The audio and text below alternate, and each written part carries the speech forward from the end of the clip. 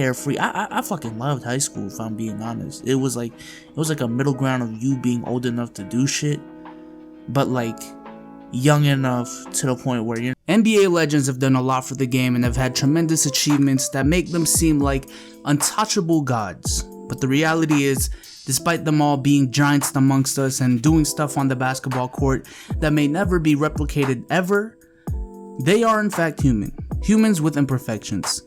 None of them are perfect.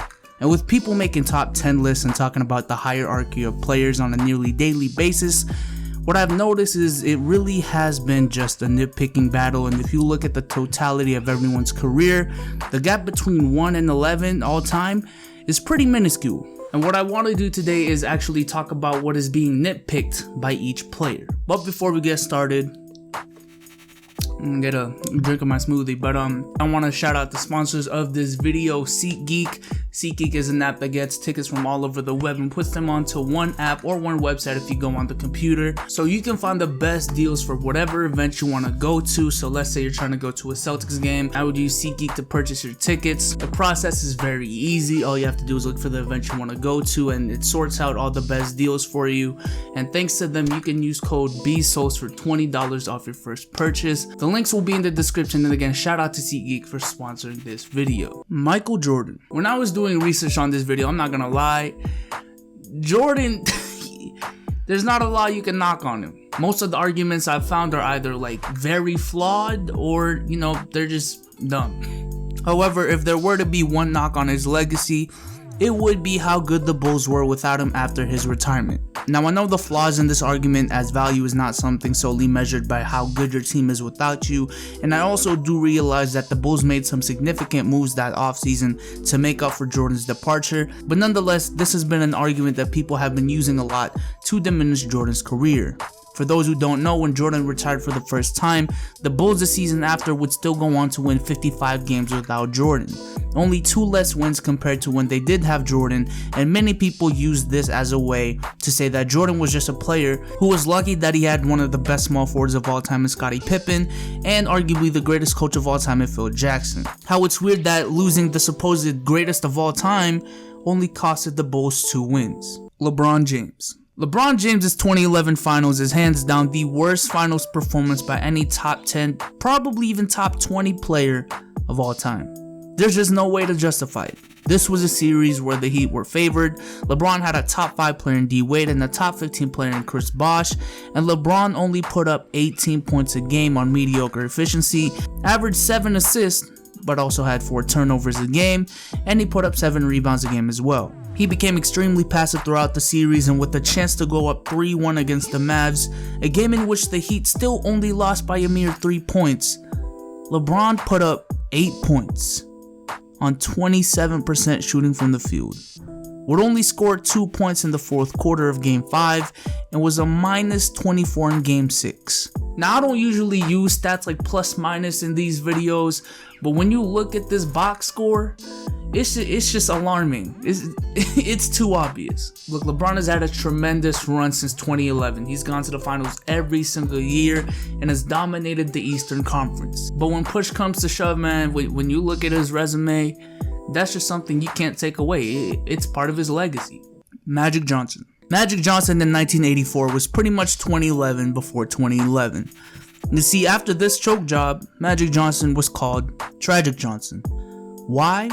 In Game 2, with the score tied, he would dribble out the shot clock, not even giving the Lakers a chance to win the game, and in overtime they would fall short of a victory. In Game 4, he would commit a dumbass turnover at the end of the game with the score tied again, and then in OT with the score tied again, he misses 2 free throws that would have gave them the lead. And then in Game 7, he would commit 2 turnovers in the last minute, which would seal the deal for the Boston Celtics as they would win the championship. If Magic didn't choke, this series would have ended in 4 to 5 games. Kareem Abdul-Jabbar. I pretty much made a video on Kareem and his flawed career. A very, highly appreciated, highly reviewed 5-star video. Check it out if y'all haven't. But to make a condensed version, Kareem dominated the weakest era in history. There was this misconception that the weakest era is the 1960s and it gradually just increases from there. But in reality, the NBA actually took a dip in the 70s. A period where all the legends from the 60s were either too old, retired, or the other best players were in the ABA. And this was the period where Kareem got most of his accolades. And the knock is not necessarily him dominating a weak era, but simply the lack of context when people talk about his awards, because when you look into them, they are not as impressive as they look at face value. I can't stress this enough, let me make this clear. They are impressive. They are very impressive.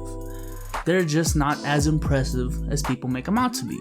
Bill Russell. Bill Russell is arguably the most accomplished player in history and is commended for being such a pioneer of the game, creating basic basketball concepts that we just subconsciously use today, such as jumping to block shots. Yes, look it up.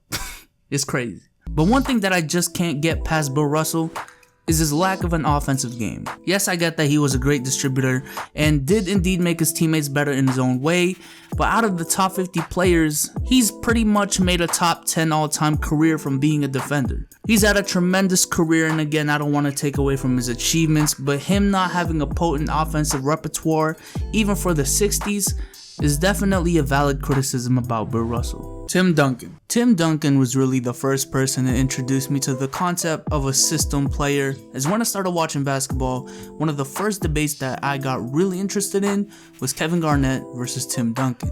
And every time this is brought up, the biggest knock I hear on Tim Duncan is the fact that he had a tremendous supporting cast and that his career was merely a product of the Greg Popovich system. Without Greg Popovich, he wouldn't be nearly the unanimous best forward of all time.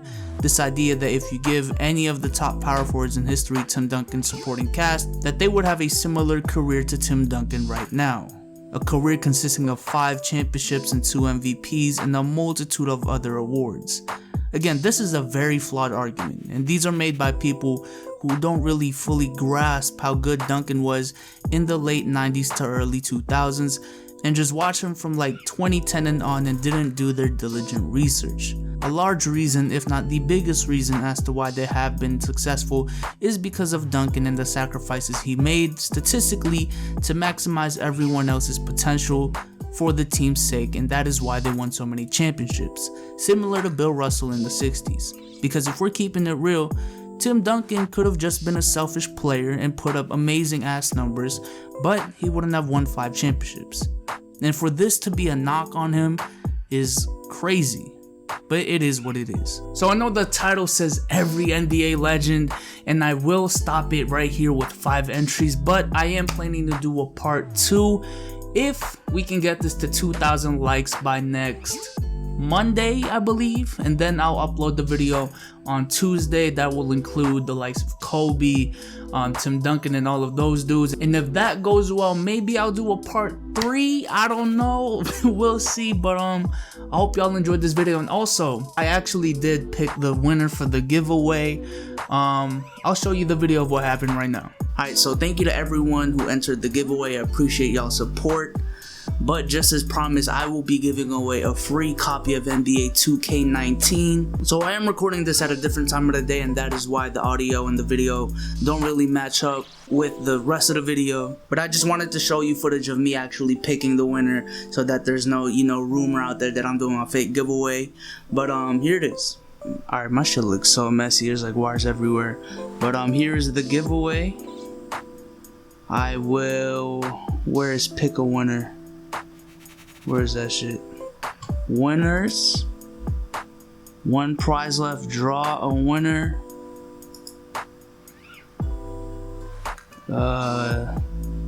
Here we go. 1, 2. Zoom in for this. 3. Alright, so congratulations to Raj Moore. Entry number 7529. I will be emailing you with the details to the giveaway. So once again, thank you to everyone who did the giveaway. I will be doing another one soon. Let me know what the prize should be in the comment section down below. But I hope y'all enjoyed this video. And I'm out, man. Peace.